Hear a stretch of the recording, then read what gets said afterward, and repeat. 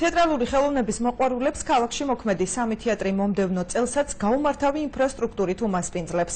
ახალ წელს ბათუმის საზაფხულო თეატრი გათბობა კონდიცირების გარეშე, ბათუმის დრამატული პროფესიული თეატრი კვლავ დიდი ხნის წინ დაანონსებული რეაბილიტაციის მოლოდინით, ხოლო თოჯინებისა და მოზარდმაყურებელთა თეატრი დაუსრულებელი სარემონტო სამუშაოებით ხვდება.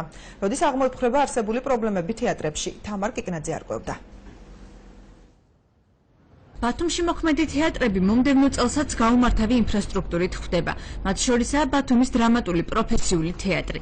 დიდი ხნის წინ დაანონსებული რეაბილიტაცია აქ მხოლოდ იანვარში დაიწყება. აჭარის განათლების მინისტრის მოადგილის ცნობით, ფონდი ქართულ 6-დან 8 მილიონამდე ღირებულების სამუშაოს განხორციელებას 1 წელს მოანდომებს. იანვრიდან დაიწყება ბათუმის თეატრის რეაბილიტაცია, 1 წლის განმავლობაში განხორციელდება და სავარაუდოდ დაიხარჯება 6 მილიონზე მეტი. განხორციელდება შენობის სრული რეაბილიტაცია. 100%-ით იქ შეიცვლება ყველაფერი, როგორც ელექტროგაყვანილობა, სანტექნიკა, დარბაზი, სცენა, ყველაფერი აბსოლუტურად იქ ყველაფერი იქნება ახალი და თანამედროვე. საახალწლო ღონისძიებებს პატარებისათვის ამჯერადაც ბათუმის ხელოვნების ცენტრში გამართავს თოჯინებისა და მოზარდმაყურებელთა თეატრი. შენობაში ამ ეტაპზე ერთდროულად 2 კომპანია მუშაობს. შეპესეტონიკი და ჯეოხარისხის სამშენებლო სარეაბილიტაციო და გათბობა კონდიცირების სისტემის გამართვაზე ზრუნავს.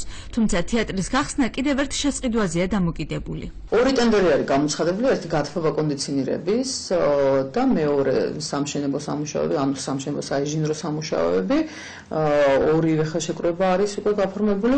თქვენ ნახეთ უკვე რომ კონდიციონირება გათბობის სამუშაოები უკვე მიმდინარეობს და საინჟინრო სამუშაოები დაიწყება ხვალიდან. ორივე ტენდერი უნდა დამთავრდეს თებერვლის თვეში, შემდეგ ჩატარდება სამხარაულის ექსპერტიზა და იმედი მაქვს, რომ უკვე გაზაფხულზე მარტის თვეში თეატრი გაიხსნება. რაც შეეხება სცენის მოწყობის სამუშაოებს, ეს ტენდერი გამოცხადება დეკემბრის ბოლოს და ისიც დამთავრდება თვენახევარში. წარმოდგენებსა თუ კონცერტებზე დასწრება ზამთარში ცივ ზაფხულში კი ცხელდარბაზში მოუწევთ საზაფხულო თეატრის სტუმრებსაც. თეატრი მუნიციპალური აიპის კულტურის ცენტრის ბალანსზე გადადის და ვიდრე მას ახალი ხელმძღვანელი ჯონი საბაშვილი ოფიციალურად ჩაიბარებს, კომენტარისაგან თავს იკავებს.